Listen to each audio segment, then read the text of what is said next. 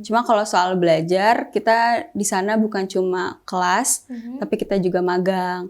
Yang bikin rada pusing itu tuh pas kerja atau magangnya. Gimana tuh? Karena Pusing kan kita harus ngobrol sama bosnya, dan pure kita kerja atau magang pakai bahasa Inggris yang jelas bukan bahasa kita. Itu berarti sih aku di situ yang ngerasa kayak kepala jadi kaki, kaki jadi kepala. Aduh, gitu. gimana tuh? Tapi pengalaman banget Bener sih. dong, bener, Masya Allah, keren. Ada next lagi nggak selanjutnya mau kemana gitu? Atau mau lanjut S2 farmasi mungkin? Pengen. Ada ini ya, profesi ya jatuhnya ya? Bisa S2, bisa profesi. Tapi doain aja semoga aku bisa lanjut lagi S2 di sana. Masya Allah, Amin. keren, amin. Berkecimpung di industri farmasi dan sains adalah dunia yang keren banget pastinya. Apalagi kalau kamu tertarik untuk menjadi seorang farmasi profesional, analis kesehatan, dan profesi apoteker. FFS UHAMKA akan siap membekali kamu dengan segudang ilmu dan pengetahuan serta capaian dengan kualitas yang terbaik.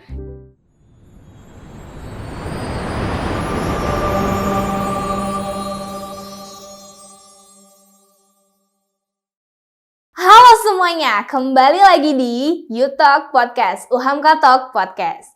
Nah guys, hari ini jadi sebagai seorang mahasiswa, begitupun juga gue, kita tuh diwajibkan banget untuk cari pengalaman yang sebanyak-banyaknya. Dan gak semua mahasiswa itu bisa dapetin pengalaman yang sangat amat berarti dan besar.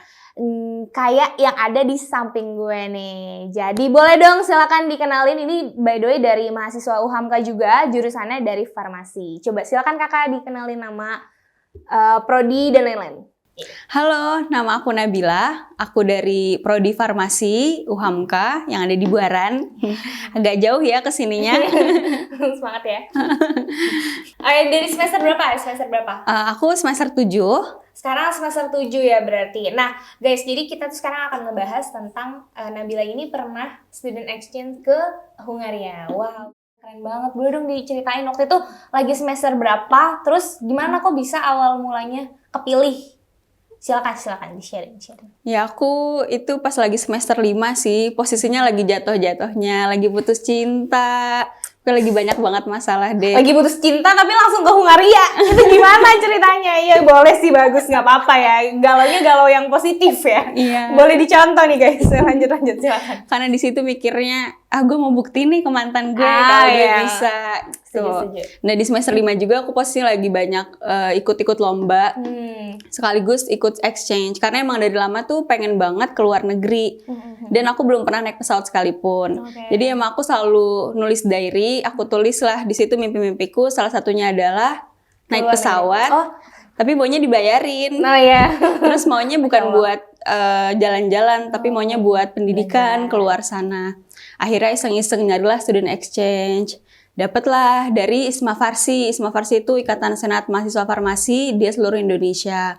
Jadi itu programnya dari IPSF, International Pharmaceutical Student Federation. Nah dari situlah aku mulai tertarik, nyoba-nyoba walaupun di awal mikirnya kayaknya nggak akan lolos deh, mikirnya gitu. Ya Allah, tapi alhamdulillah ya akhirnya terbukti kamu lolos. Boleh nggak diceritain, kamu tahu nggak kandidatnya ada berapa aja? Kamu ini kan berarti mewakili Indonesia salah satunya atau mewakili kampus dari UHAMKA? Gimana? Jujur aku nggak tahu masuknya mewakili Indonesia atau kampus ya. Yang pasti mewakili kampus sih ya. Iya, yang pasti itu. Tapi di sana waktu di Hungaria ada teman-teman dari Indonesia juga atau campur? Oh, kalau yang farmasi ada. Itu jadi aku sama dia, namanya Faisal. Itu partner aku buat di sana. Dari mana? Dari kampus apa? Semmelweis University. Nah, di sana tuh ngapain sih? Maksudnya kayak farmasi kan berarti apa, bikin obat gitu-gitu ya dan lain-lain. Nah, kalau di sana bikin obat juga atau? Sama, bikin obat, bikin kosmetik. Jadi sesuai misalnya pada saat hari itu materi kita bikin kosmetik. Terus kalau perbedaan dari, kan kalau di misalnya dari UHAMKA sendiri, ada nggak sih perbedaan yang sangat spesifik saat belajar di sini sama belajar di sana? Kalau aku sih ngerasanya gak begitu spesifik, tapi paling kalau di sana bener-bener dilepas. Jadi misalnya aku mau bikin kosmetik, ya udah nggak perlu ada pengawasan, ya aku bikinlah di situ. Kalau misalnya di sini kan bener-bener kita diawasin, diliatin dan lain sebagainya. Kalau di sana tuh enggak. Terus kalau misalnya aku telat, ya udah telat tapi tetap masuk. Bahkan di sana kalau misalnya kita belajar nih, kita kan harus melihat satu dosen ya. Kalau di sana tuh nggak ada yang sambil ngetik pakai laptop lah. Jadi nggak sambil merhatiin, bener-bener free, bebas banget. Tapi itu tetap ada laporan praktikumnya atau gimana? Kalau aku kemarin sih nggak ada laporan praktikumnya, jadi kita bikin aja. Dan kebetulan gitu, lebih ke ya udah bikin sendiri gitu, ngeracik sendiri. iya, itu kita ada materinya, jadi dijelasin dulu. Abis itu kita bikin, ya udah dilepas. Tapi kalau kita mau nanya silakan, kalau enggak ya udah. Enak ya. Terus kalau di sana absennya tuh gimana deh? Ada nggak sih? Tanda tangan sih kalau aku di sana. Oh, tanda tangan. Jadi pagi masuk ya udah nih gitu. Tanda tangan udah dosennya ambil. Iya, kayak gitu aja. Gitu. Nah, kalau di sana bahasanya gimana? Pakai bahasa apa? Kita di sana kalau buat teman-teman sendiri pakai bahasa Inggris.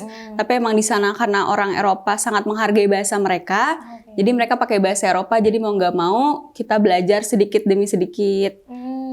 Keren banget. Di sana berapa lama? Aku di sana sebulan. Jadi emang rencananya tuh aku mau 3 bulan, tapi orang tua aku yang kayak jangan udah sebulan aja. Oh, kalau kayak gitu tuh bisa dipilih ya? Bisa. Lama programnya gitu. Oke. Nah, berarti kalau sekarang kesibukannya apa? Sekarang udah semester 7 berarti ya? Kesibukannya apa? Penelitian. Ya, biasa kuliah, tidur. Ya gitu ya. Karena udah semester akhir juga. Iya, benar-benar setuju. Paling itu sih. Udah mau skripsi ya? Nggak ada yang mau ini? Kali aja mau skripsi lagi di Hungaria tapi... Oh, terima kasih. Oh, ada pengalaman apa nih emang kayaknya? Oh, terima kasih. Kenapa, gimana? Di sana seru kan tapi? Seru banget. Cuma yang bikin ininya culture shock sih. Sama orang-orang luar yang... boleh tuh diceritain apa culture shocknya? Pasti ada.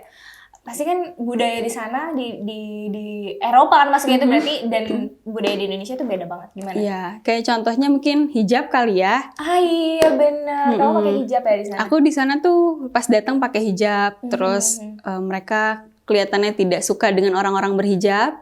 Aku ingat banget pas aku datang ke flat atau apartemen, itu apartemenku sama teman-temanku yang dari Korea juga. Nah di situ aku baru turun dari taksi, ada polisi ngikutin kita dari belakang. Dan mereka ngeliatin aku tuh kayak gak suka banget, bener-bener dipelototin, intinya gak suka. Bahkan temanku tuh bilang, yang dari Indonesia juga bilang, mereka kenapa yang ngeliatin kamu kayak gitu? Aku gak tahu, udah biarin aja. Bahkan sampai kita naik ke apartemen pun, masih diliatin, dipantau sampai aku bener-bener di balkon atas. Tapi kalau di sana tuh ngapain? Maksudnya boleh di-sharing mungkin belajar apa, atau ada yang dikonversi lagi nggak nilainya? Oh, kalau konversi sih nggak ada ya. Kalau dari farmasi sendiri nggak ada buat dikonversi. Cuma kalau soal belajar, kita di sana bukan cuma kelas, tapi kita juga magang. Yang bikin rada pusing itu tuh pas kerja atau magangnya. Gimana tuh?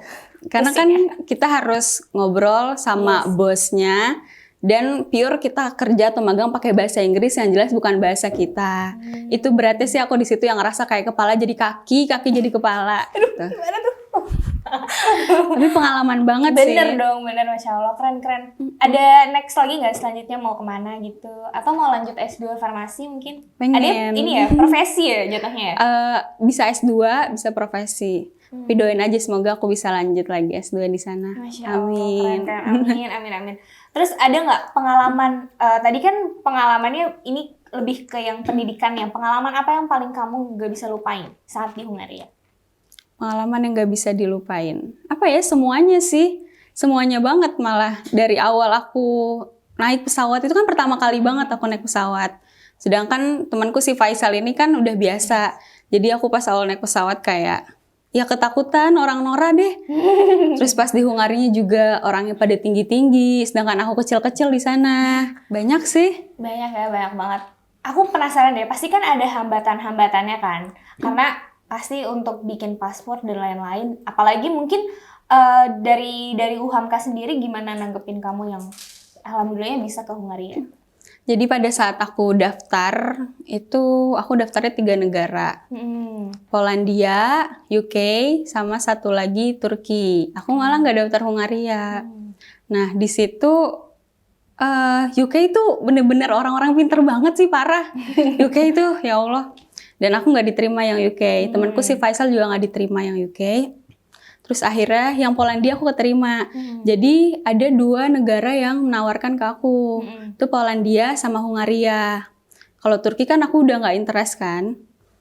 Nah ya udahlah, kalau Polandia cuma menerima 1 mahasiswa dari Indonesia.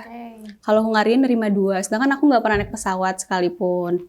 Jadinya ya udahlah aku pilih Hungaria. Tuh. Terus pas awal aku daftar, aku nggak pernah ada kepikiran bakal lolos. Makanya itu dilema banget sih, nangis. Mula aku udah yakin pasti nggak dapet email nih, pasti nggak dapet email. Setiap hari pikiran aku tuh kayak gitu. Malam aku doa dan lain sebagainya lah, intinya soal ibadah. Pagi belum dapet jawaban, aku keterima apa enggak. Dan aku tuh selalu bilang ke orang tuaku, kalau aku nggak lolos nggak apa-apa ya.